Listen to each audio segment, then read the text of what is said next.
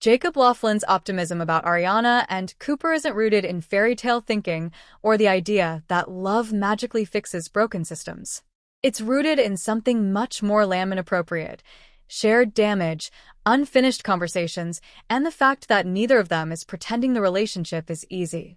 If anything, the reason their connection still feels viable heading into season 3 is because it has never been idealized. From the beginning, Ariana and Cooper weren't written as opposites who attract. They're written as people shaped by the same pressure, but responding to it differently.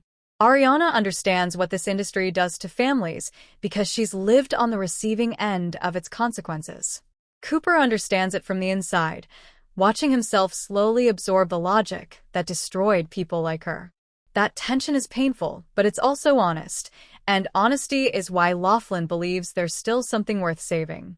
Lofland has hinted that what keeps Cooper tethered to Ariana is not comfort, but accountability. Ariana doesn't let Cooper hide behind, doing what had to be done. She challenges him without turning him into a villain, and that matters.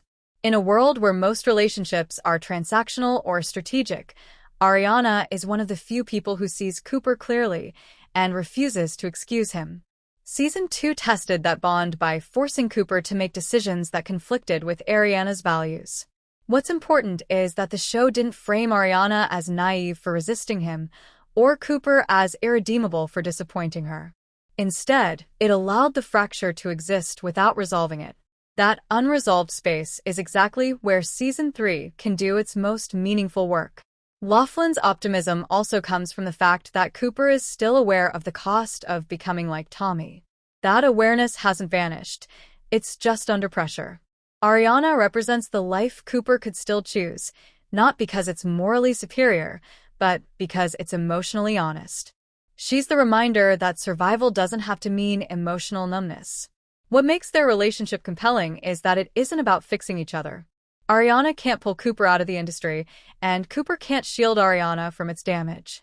What they can do is refuse to lie to each other about what this world requires. That mutual clarity is rare in Landman, and it's why their connection feels durable even when it's strained.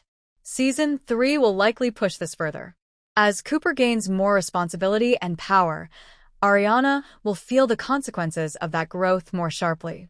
The optimism Lofland expresses isn't about smooth sailing.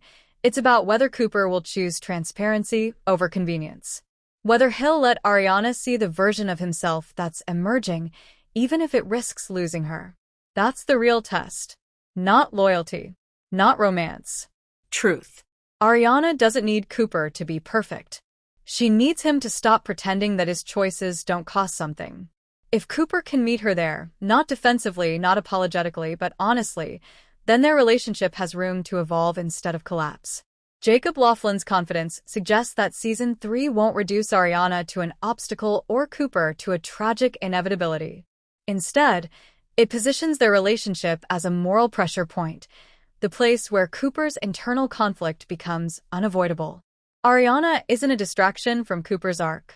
She's part of its reckoning. And that's why optimism makes sense here. Not because love conquers all, but because Landman understands that the hardest relationships aren't the ones that break under pressure. They're the ones that force you to confront who you're becoming. If Season 3 follows through on that, Ariana and Cooper won't need a happy ending to matter. They'll need honesty. And for now, that's still on the table.